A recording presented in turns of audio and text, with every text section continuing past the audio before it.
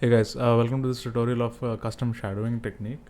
This is a workflow that I use for my artwork and for the game that I'm making, Palm Sugar A Village Story. And this might be useful for you as well, or like if you want to implement this in your workflow, feel free to do this. So let's just get into the tutorial. So this is a default palette that I have with Sprite. Okay, now let's just take these three colors, assuming I'm just taking these three colors over here, assuming that the center color palette is the center color is neutral tone or like mid tone. Let's make this cube very quickly. Okay, now we are under the assumption that light is actually falling from this area, this direction. Okay, so if light is falling here, this area will be in shadow, this area will be in lit. So a color that is a more so the shade that is towards the right, I'm just going to use it as a highlight for the existing color, and the shade that is towards the left, I will use it as shadow. Okay, so this is a basic shadow. I don't know if you've observed this, but usually the colors that you use for shadowing and highlighting are not just increase or decrease in luminous intensity. What I mean by that is, let us assume that I have another cube here, and light is still in that same direction. Let me just complete this cube, and the conventional way of thinking, or if you're a beginner or like you're just getting started, is that if you want to impart shadows, you just reduce the L value in the HSL, hue saturation, and I think L starts for luminous or light values. So you just use the same color, reduce the L value, and then paint over the and then use that for a shadow. But what you don't get is, if there is another surface here, let us say you have a white surface, then the value has to be changed accordingly for the white surface. What I mean by that is, let me just add another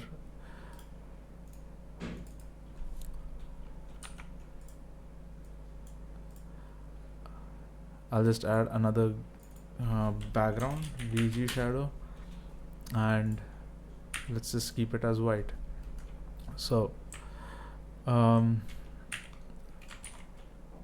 let me color this once again. Okay, so the white should again be, as per everyone's understanding, we probably might be some shade of gray.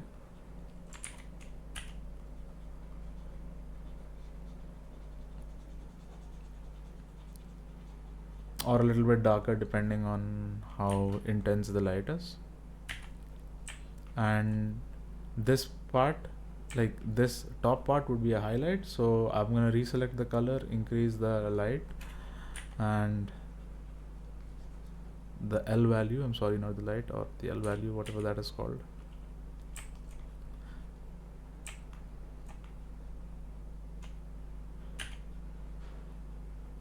Yeah, so this is like the very beginner technique of how you go about doing shadowing and highlight. But if you actually want to be a little bit of, like, if you're a little bit at advanced stage, what you do is,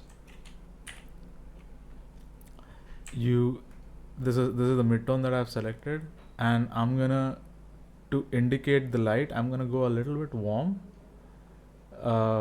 less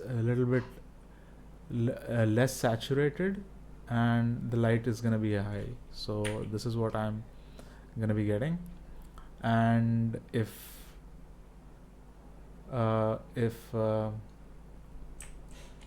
something like this. And if I want to indicate the shadows, so what I'm going to do is just see if I've done that correctly.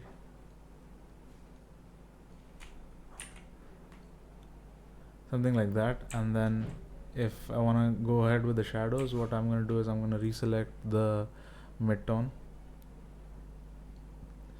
decrease the light, increase the saturation, and move it towards the cooler colors. So this is what usually is the norm. Now this is all good if it is a single color. Let us say you have a midtone of another color, like there's another midtone and there is another red midtone. Now how do we uniformly go ahead reducing the shadow value for everything? What I mean by that is, like, if I have to pick a if I have a red midtone, I have to go about doing the same kind of a reduction in the L values as in H value, saturation, hue, and the L values for imparting highlight and shadows. So in this case, what I will be doing is, let me just open up another layer. I'm gonna put this off. This is the background. Let me just erase it. Alright, so I'm just gonna delete this palette for ease of understanding. I'm gonna pick few random colors. Let's say this red, I'm gonna add it to the color palette.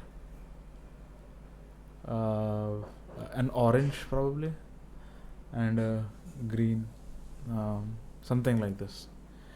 Okay, so this is a technique that I do it by myself, or like which I use it for my own project. Usually, before I even go about doing it, I'm just gonna draw these cubes.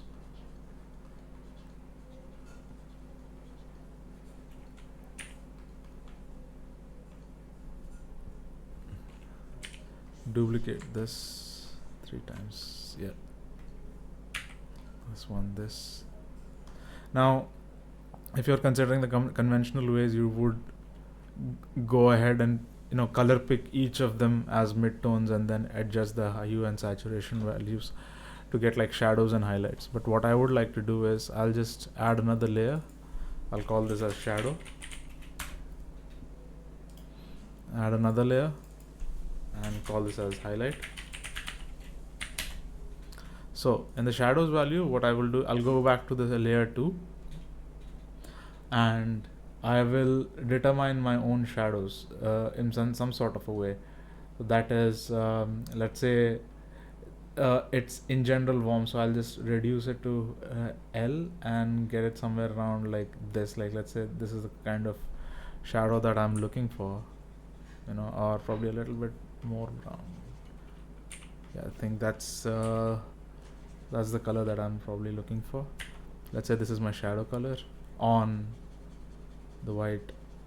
Okay, this is my shadow color, and I'll do the same for the highlight as well, like somewhere around this value, a little bit less,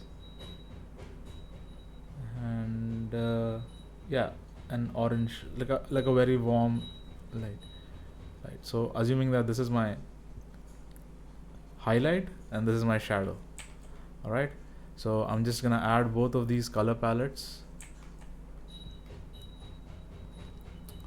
Okay, and the next thing that I'm gonna do is color pick the center, this color, go to the shadow. I'm on the shadow layer right now, and just add the shadow. Now, since you've added the shadow to this, you can also add it to the ground. You don't have to color pick some separately for the ground. Now what I'm going to do is click on the blending layer. I'll reduce the opacity to 126, half the opacity, so it's almost the same, like you've already achieved some sort of a shadow. But what I like to do is I'll probably select darken, and then it's a good blending mode that this is the setting that you can apply it throughout shadowing. So now, irrespective of the color, you don't have to separately color pick it. You can just like go over it although it appears to be like a different color, trust me, it is not. It's the sorry, it appears to be like same color as this. It's just being uniform instead of uh, like being a separate color. I don't know, I'm not able to express this correctly, but you'll get to see what exactly that means. Sorry, let me just dismiss that. So yeah, now to show you, it feels like this is not this is like a different color, but the shadow is affecting equally in to everything. So what I mean by that is I'll just pull up my color picker. If you can see, the value here is the value of hue, saturation and light is or luminous is 760 and 31. Similarly here 34, 59 and 30. So that means this is a different color. Now similarly for highlighting as well.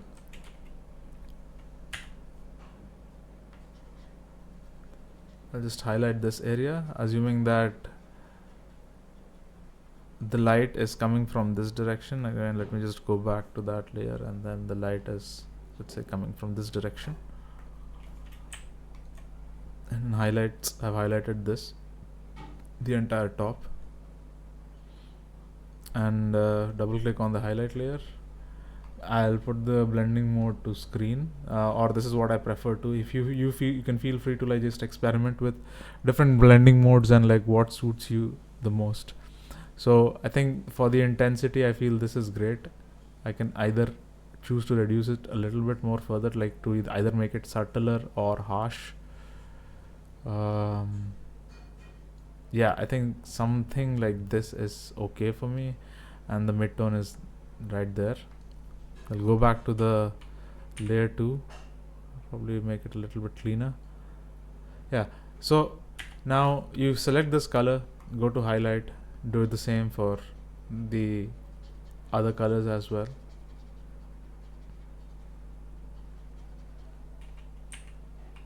And the best part about that is, since this is on a separate layer, you don't really have to erase it. It just like behaves the way it is.